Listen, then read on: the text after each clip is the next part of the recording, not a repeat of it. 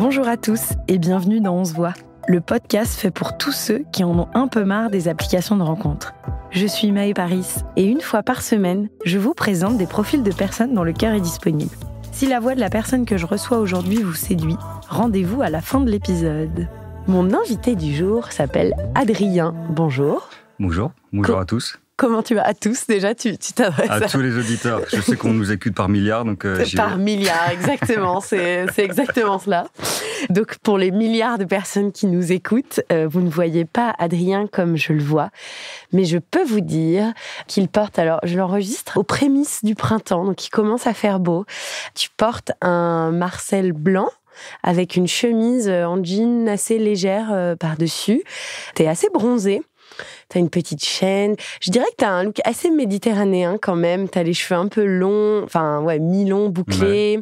Ouais. T'as pas mal de barbe. T'es assez bronzé. T'as les yeux noirs.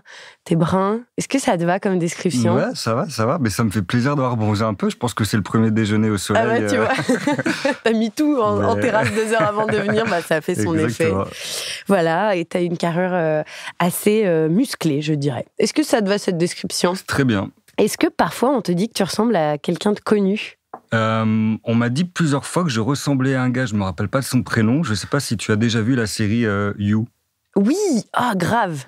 Mais je ne sais pas du tout comment il s'appelle. J'ai jamais regardé. L'acteur principal. Ouais, l'acteur principal. Carrément, t'as des airs. Je trouve que tu es plus beau que lui. Ah, t'es trop gentil. Mais je vois l'idée. Déjà, il y a un peu la coupe de cheveux, un peu bouclée. Mais je vois très bien l'idée. Alors, je sais plus son nom non plus. Mais ça peut être un bon sosie dans l'idée. Si on parle de ton enfance, pour commencer, à la jeunesse de ta vie, où est-ce que t'as grandi? Moi, j'ai grandi dans le nord de la France. Je suis né à Lille. Je suis né à Lille et j'ai grandi, je crois, jusque 18 ans. Après, je suis vite parti de chez moi. Je suis vite parti du Nord, mais j'ai grandi dans le Nord de la France, ouais. Ok. Avec 2 parents, un frère, plutôt une jeunesse assez classique, ouais. Très bien. Est-ce que l'autre fois, j'étais avec des Lillois et j'ai mangé pour la première fois de ma vie du maroilles? Ouais. Est-ce que ouais, en fait, je m'en faisais un peu tout un truc comme si ça allait être extrêmement fort, mais je trouve que c'est assez juste comme forte de fromage. C'est trop bon, ouais. Voilà. C'est trop bon. Après, ça dépend si tu le manges en nature ou si tu le manges en cuisiné aussi, mais c'est hyper bon le maroilles. Il y a plein de trucs. Il y a un truc aussi, le Welsh. T'as jamais essayé le Welsh? Ah oui, si, ça j'ai déjà. Ça, c'est un des plus beaux plats au monde. C'est merveilleux. Alors ça, je suis pas. J'étais moins convaincue, mais ça te manque parfois de vivre, le nord de la France? Pas du tout.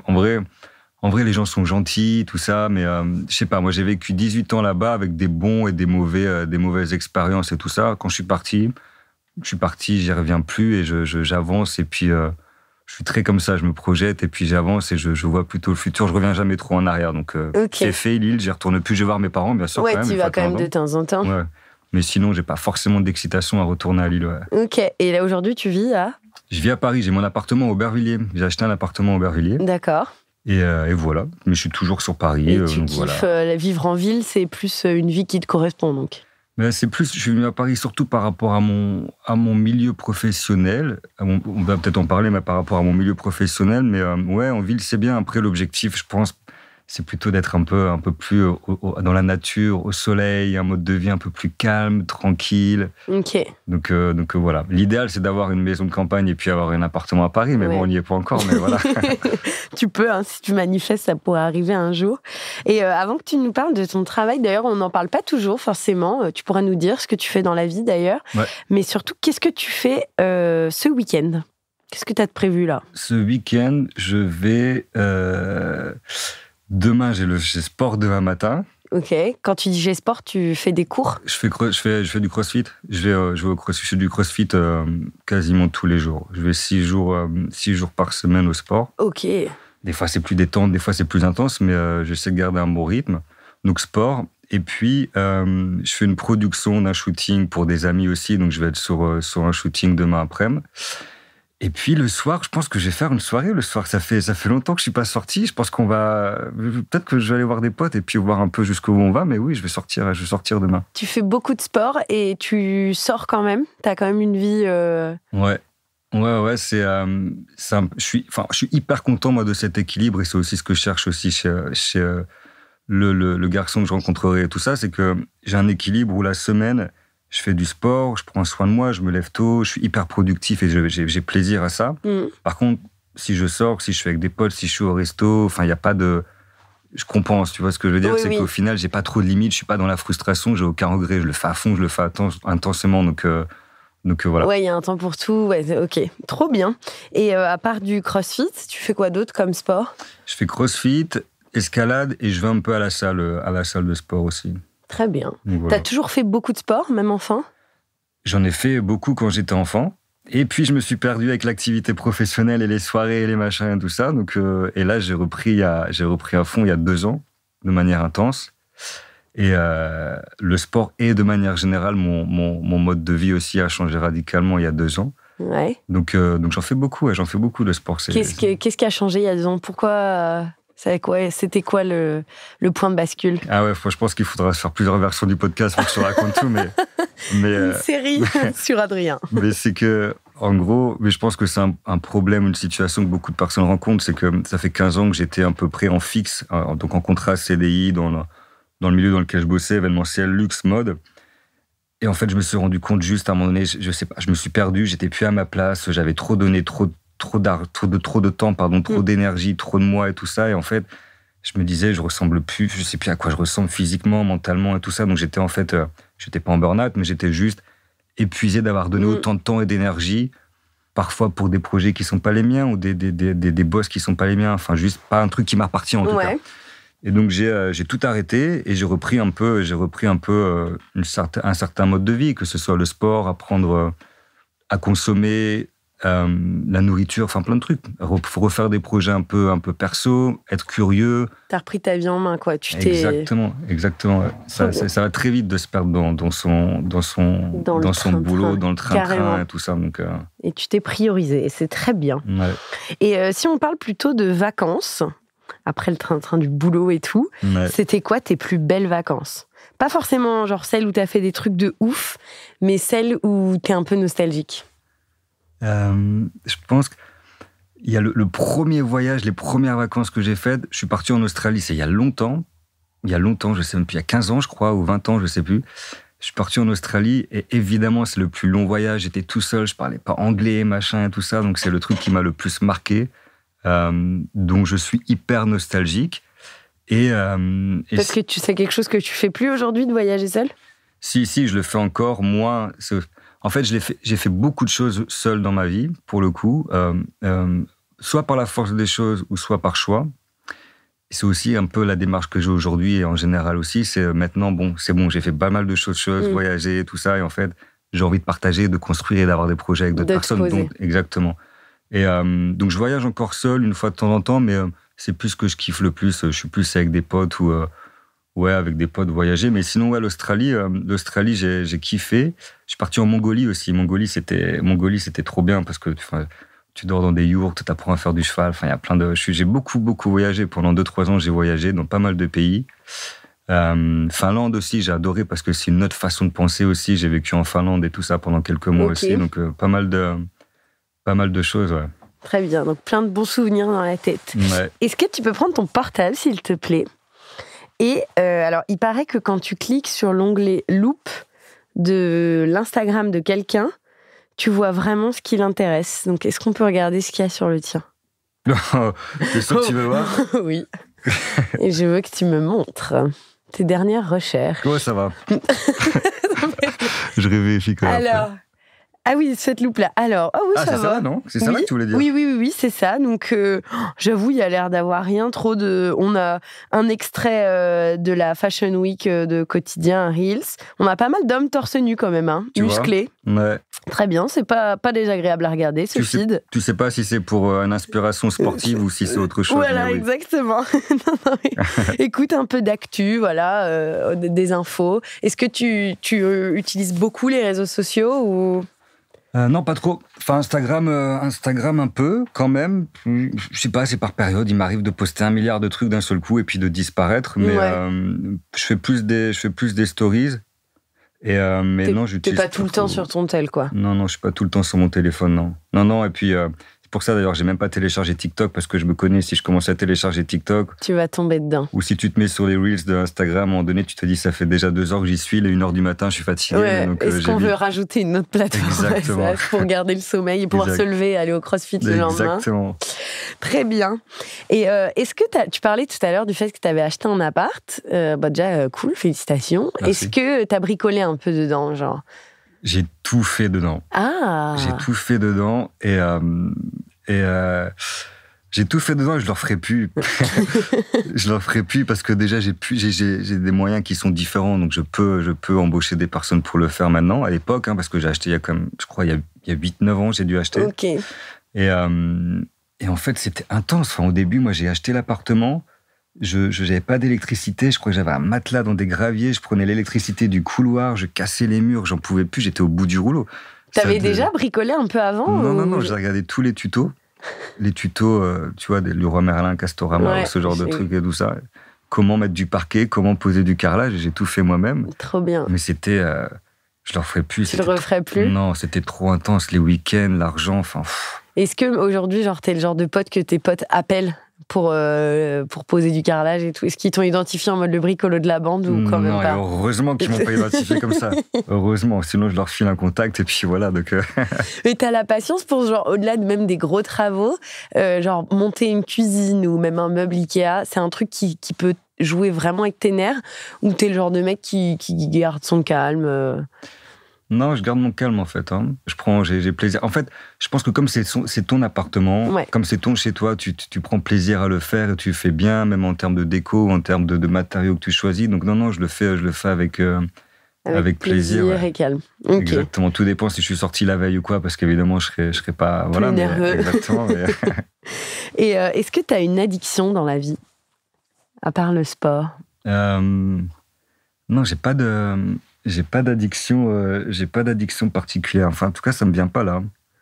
Et même sans parler d'une addiction, quelque chose que si on le retirait de ta vie, ça te serait très bizarre, même un aliment ou une boisson? Déjà moi, mon plat préféré, les fondus au fromage. Donc ça, c'est un truc, sans me retirer les fondus au fromage, mais ça, j'adore, mais je pourrais... Donc je tapais dans le mille quand je parlais du maroilles tout à l'heure. Je crois que tous les gens du Nord ont vraiment une passion. Les Français en général, mais je crois que dans le Nord, c'est trop bon. Mais moi, la fondue au fromage, je mets même pas de pain dedans, je la bois directement, mais c'est trop bon, la fondue au fromage. Une soupe. Exactement. Et tu te le fais pour toi tout seul de temps en temps ou pas? Ouais, je la fais que moi. Ah, pour moi tout seul? Ouais. Non, par contre, je la fais moi-même. J'achète pas les trucs tout faits, je vais chez le fromager, je fais les trucs bien et tout ça, mais j'invite des potes, j'aime bien accueillir des potes chez moi. Et quand j'accueille des potes chez moi, je fais les choses bien, des bons ingrédients, tout ça et tout. Donc je cuisine. Quand je décide de cuisiner, je le fais moi-même. Après, pour moi, en général, non, je révolutionne pas la cuisine. Je révolutionne pas la cuisine. Mais sinon, non, pas d'addiction, vraiment. Pas d'addiction. Si, j'ai de la chance de pas avoir... Tu sais, il y a des personnalités qui sont plus addictes que d'autres, dans le bien ou dans le mal. Donc c'est pour ça, moi j'ai la chance, je suis pas dans le truc addict, donc ça va, j'arrive à me mesurer un peu. Bon, trop bien. Maintenant, on va parler d'amour. Est-ce qu'il y a quelque chose que tu ne supporterais pas qu'un couple retire à ton quotidien? Je pense qu'il y a la discipline que j'ai. Tu vois, c'est un plaisir au niveau sport, au niveau de moi, mon organisation, mes projets personnels, tout ça. En fait, je veux surtout pas enlever ça de mon quotidien, mais par contre, voir quel compromis, quel équilibre on pourrait avoir, mais effectivement, avoir un minimum de sport. C'est cliché, tu vois, mais c'est que, effectivement, j'y ai déjà pensé plusieurs fois de me dire, OK, le jour où je suis en couple, OK, je vais manger peut-être différemment, ou effectivement, on va partager d'autres choses, donc j'aurai moins de temps pour faire ci et pour faire ça, et projets perso. Alors, évidemment, c'est une question de partage et d'équilibre, mais ce serait un sujet qu'il faudrait je sais pas, aborder, parce que pour toi, c'est important, cet équilibre, c'est ce qui te rend heureux, donc... Ouais, c'est ce qui me rend heureux, tu vois, de pouvoir m'intéresser à de prendre le temps de m'intéresser à une multitude de projets, de prendre le temps d'aller au sport, de bien manger, mais à côté de ça, partir en soirée et puis avoir aucune limite. Mais ouais, c'est vraiment je veux pas balayer tout mon rythme et ma discipline comme ça du jour au lendemain, donc c'est une discussion à avoir, quoi, pour le coup. T'as déjà vécu avec quelqu'un? Non. Non? Et tu te verrais un jour vivre avec quelqu'un? Mais moi, j'aimerais bien vivre avec quelqu'un. T'es en train d'y réfléchir en même temps. Ouais, non, j'aimerais bien. Non, si, je me verrais vivre avec quelqu'un, carrément. carrément, parce que c'est ce que je disais au début, c'est que c'est une envie et une volonté de partager d'autres moments. Tu vois, moi, comme j'ai jamais vécu avec quelqu'un, j'ai jamais partagé ces moments-là. Donc, je pense dans le bien ou dans le mal. Mais oui, je me vois carrément vivre avec quelqu'un. Après, faut qu'on se mette en raccord, quoi. Pourquoi c'est pas arrivé jusqu'ici, selon toi? T'as déjà été en couple, déjà, ou... Ça dépend. Comment tu définis un couple?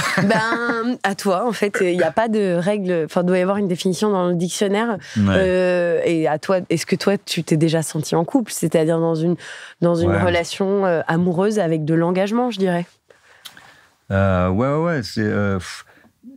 La première chose que je te dirais, c'est non, j'ai jamais été en couple. Alors oui, j'ai déjà été en couple pour le coup sur des périodes courtes. Ça n'a jamais été hyper constructif, hyper sain au final. Donc moi, ma vision du couple, oui, je te dis que non, tu vois, à 37 ans, j'ai jamais été en couple parce que je n'ai jamais eu de vraiment grande, longue relation saine et stable. Ouais. Et ok, je comprends, mais du coup, ton rapport au date, tu t'es sur des applis, etc., ou en vrai, t'attends un peu que ça tombe... Enfin, de fait, t'es venu jusqu'à faire ce podcast, mais c'est quoi est-ce que ton budget date, il te coûte cher? Non, parce que je paye jamais. Non, je rigole, c'est pas vrai. Ouais, c'est un concept. Non, c'est pas vrai. C'est pas vrai. Non, en fait, non, le but... En fait, il y a... Comment dire? Non, pendant longtemps, j'ai dit, en fait, faut laisser les choses faire, machin, et puis... Mais oui, il y a une réalité, il faut laisser les choses faire, mais je pense qu'à un moment donné, il y a un truc aussi où il faut provoquer un minimum. Il faut être prêt, il faut être prédisposé à accepter quelqu'un dans ta vie. Et est-ce que tu trouves aussi qu'en tant qu'homme gay, c'est plus difficile de rencontrer du monde? Ouais, en fait, c'est... Dans la vraie vie, je veux dire. Je trouve que c'est hyper...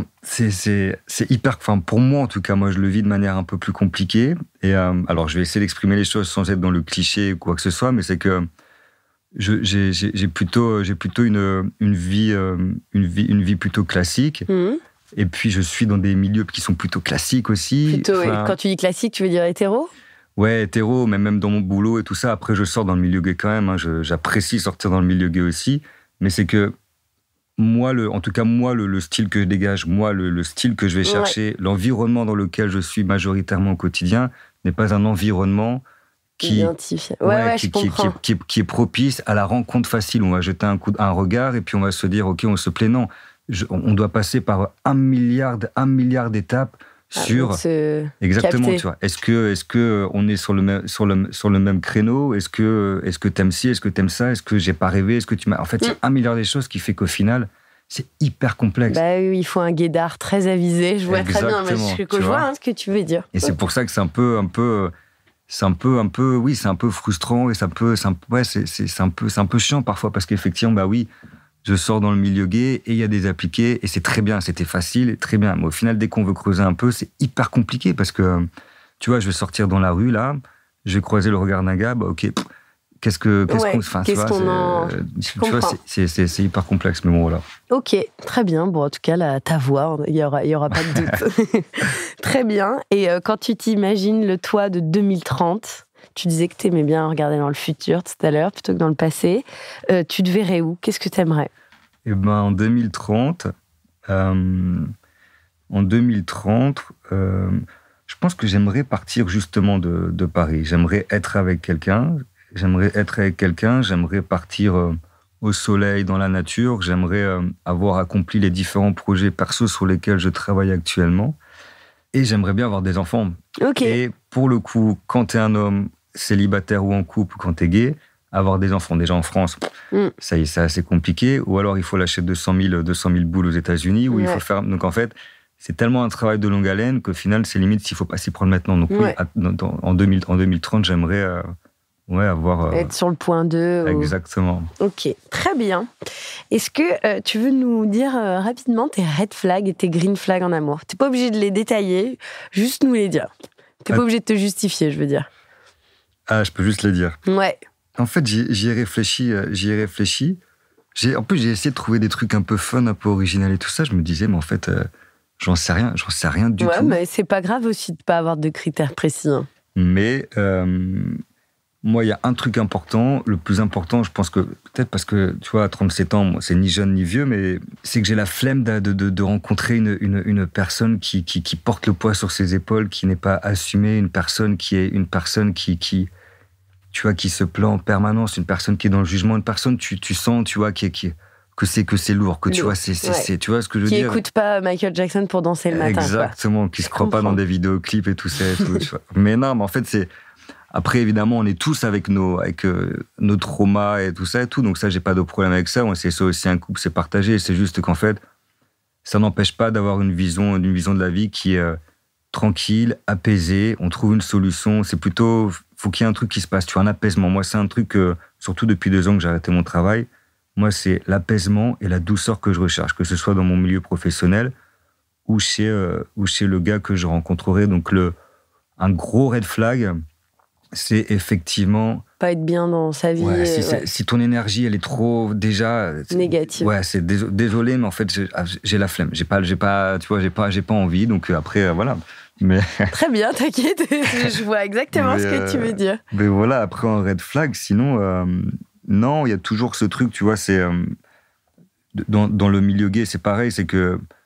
dans le milieu gay, on rencontre beaucoup de personnes aussi qui comment dire, qui se disent discrètes. Tu vois, des personnes discrètes, je suis gay, mais je suis discret, tout ça, tu vois. Et ça, je l'entends parce que moi, j'ai toujours été très pudique en général, de toute manière, sur mes sentiments ou sur mes plans cul, par exemple. Donc, mais il y a un truc où faut pas confondre aussi avec le fait de ne pas forcément s'assumer et de se cacher, tu vois ce que je veux dire, et de pas vouloir en parler ou entre guillemets plus l'exubérance ou la montée, il y a un juste milieu. Exactement. Donc un gros red flag, c'est si je sens que c'est quelque chose de lourd pour toi d'être en couple avec un gars ou t'as pas encore fait tout un chemin ou un process et tout ça, c'est un truc pareil, tu vois, flemme. T'as pas le temps. J'ai pas envie. J'ai pas le temps, mais juste gagnons du temps parce qu'on peut vivre des moments beaucoup plus intéressants que être torturé comme ça. Donc voilà, et en green flag, j'en ai pas. Un petit truc physique qui te fait kiffer. Un truc physique, je pense qu'il faut que tu sois, j'ai envie de dire, masculin. C'est pareil, j'ai pas envie d'être dans le cliché aussi, parce que évidemment, toute la communauté gay n'est pas forcément efféminée. Justement, moi, c'est un peu, je me bats aussi contre ça aussi, parce qu'il y a tellement de profils et de personnes différentes dans la communauté gay. Mais moi, en tout cas, le gars que j'apprécierais, ce sera une personne qui est tranquille, masculin, classique, pas de physique particulier. Ça veut dire que t'as pas forcément besoin d'être le gars le plus parfait, de faire 30 000 heures de sport ou d'avoir les abdos. Non, c'est plus, je suis plus cérébral pour le coup. Donc juste un petit charme et tout ça, moi, ça me suffit largement. Voilà. Très bien. T'as fait un voilà, moi je m'attendais pas à parler autant. Pas de souci. Est-ce que t'es prêt pour les questions rapides? Ouais, je vais essayer d'être rapide, ouais. Alors, si tu pouvais vivre dans un film, ça serait lequel? Scream. Est-ce que tu mets du temps à répondre aux messages? Ouais, c'est mon plus gros défaut. Tu préfères voir un lever ou un coucher de soleil? Coucher.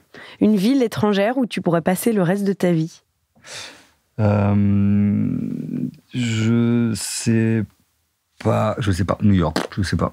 Aucune idée. Préfères que ton amoureux te fasse souvent des câlins ou des compliments? Des câlins plutôt. La dernière fois que t'as eu un fou rire? Je me rappelle pas. C'est pas souvent, putain. Tu préfères conduire ou être passager? Les deux. Quel est ton fast-food préféré? Je dirais McDo. Tu préfères avoir toujours trop chaud ou toujours trop froid? Trop froid. Plutôt café ou thé? Café. Très bien. Et ben voilà, on arrive à la fin de notre échange. Merci. J'ai l'impression qu'on a parlé de plein de choses et que cet échange va être assez représentatif de qui tu es. Est-ce que tu veux repréciser? Donc, tu nous as dit ton âge, tu nous as dit où tu vivais. Voilà, donc est-ce que tu veux passer un dernier message aux milliards d'hommes qui nous écoutent et qui pourraient peut-être avoir envie de t'écrire maintenant?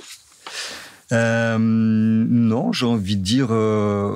rencontrons-nous si ma voix, si mes idées vous ont plu, et puis on verra par la suite. Ouais. C'est plutôt le message que j'ai envie de dire. Voyons ce qui se passe. Dit-il en roulant, pour ceux qui ne le voient pas, sa moustache dansait entre ses doigts. Ouais, je suis timide. Merci pour toutes ces confessions, en tout cas, Adrien. Merci, Maëlle. Et merci aux auditeurs et auditrices qui nous ont écoutés jusqu'au bout.